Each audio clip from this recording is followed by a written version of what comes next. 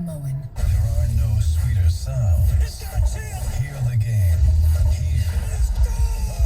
All the play-by-play all season is on 97.1 The Ticket and the Odyssey app.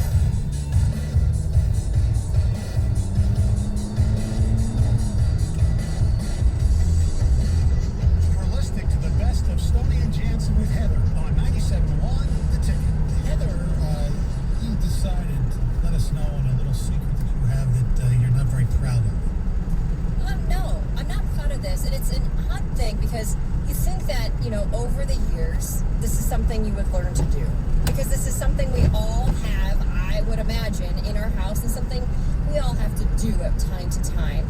I was doing laundry the other day because I feel like that's all I'm doing. I mean, I'm not doing a whole lot of exciting things these days, so laundry it is.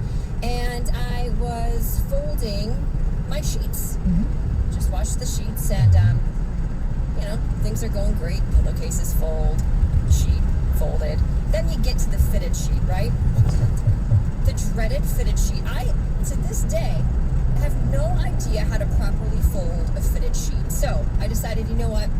I'm going to watch a YouTube video because this is ridiculous. Because basically all it is I've got this thing spread out across the living room floor. I try to make it look like a square, but it's not a square. And then it just basically ends up into a big, rolled pile. Yes, absolutely. You just all the time. Just kind of ball it up and there it is. Yes. So I'm like, okay, I'm going to watch a YouTube video. And I watched a couple YouTube videos. And the woman in these videos made it look so easy. You grab it by the corners. She's got it in both hands. And then you slip one corner into the other and you pull it inside out, and then boom, it's a triangle or a rectangle, and it's so I'm sitting there trying to do origami with this sheet, and it is still impossible, and it still ended up looking like a heap of, it's the most frustrating task I have to do. It is very frustrating because, it's difficult because even if you hold those two corners, right? Yes. And everybody says, oh, well, you have long arms, you should be able to do this. What is hanging down is not being held. So when you try and, you may have those two corners, they match up, but then everything at the bottom is still saggy and you still end up with a lump of sheet. It's basically, I'm exaggerating here, but it's basically how do you make a circle a square is basically what it is. Yes. Yeah. That's how it feels to Now, me. Greg, you say you are very proficient at this. I would say that I could get it to a good approximation of a rectangle at first, and then, look, it's not the jumbled up just ball that it is. It's a close rectangle, and I would say it's full. I would declare it as full. Is there a secret?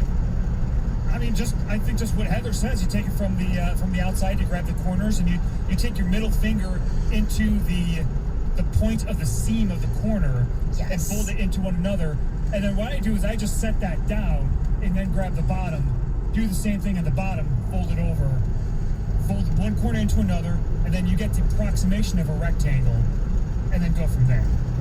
Way too involved. In these And videos you I've get the ball watched, of sheet. well, I am too, except when I go to put that sheet back on the bed. I know no one else is seeing that sheet, but I don't like all the wrinkles in it. I have to ask my wife about this because she... I don't know why, because there's just something Because about it. when you lay it out I then, know. it stretches out. Yeah. And It does, but not completely though. You still see When you sleep in it the first time, it creates wrinkles. I know. It doesn't matter, but there's I'm something very about... concerned. There's just something, and I'm not, if you come to my house, you know I am not a particularly neat person. So the fact that my sheet has wrinkles in it, it doesn't really make a difference. But there is something when you make a new bed, and it's when that sheet is crisp, it makes a difference. There's just something different about it. So I'd like to master the whole fitted sheet folding, but I don't think I ever will. Now, do you do the fitted sheet and a top sheet as well? Because we only use one sheet, the fitted sheet, and then the comfort. Okay. But you're not supposed to. Well, so I understand that, but it's all about your body sweat and washing that comforter. It's not all about that, but that's a big part of it. This is what we do, and I have no problem with it. But I remember when I used to, make my bed a lot, especially at camp. We used to have to do it, because we had inspection. You had to do hospital corners. You had to fold it over and tuck it in and make sure that. Yes. Oh, that was a thrill when you finally got it right. You know what I have a problem with doing, and it's worse. It's much easier than the folded sheet. A lot of times be perfect. There's some people have their T-shirts. They look like they're stacked up like you get them at the store. Mine are just like I don't just throw them in, but it's not much better than that. You could get a T-shirt folder. What's a T-shirt? I mean, it's basically like a flat box.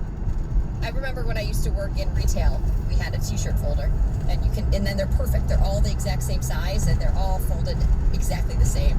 It's silly, but we used it in retail. I do remember. So what little basic tasks like folding sheets that you have trouble with? Mine is folding T-shirts. Mine is folding laundry in general. I Yes. absolutely hate it. And I'll go through the process of folding mine. But if anybody throws a shirt or a sweatshirt inside out, that is how it is returned. Because I despise turning socks inside out, pants inside out, shirts, sweatshirts, T-shirts. I don't care what it is. You are going to get it inside out when it is returned. See, socks I have no problem with, because you just, turn them inside out or whatever way, and you put them in your drawer, and when you take the socks out, you just make sure that you have them the right side up. That's all.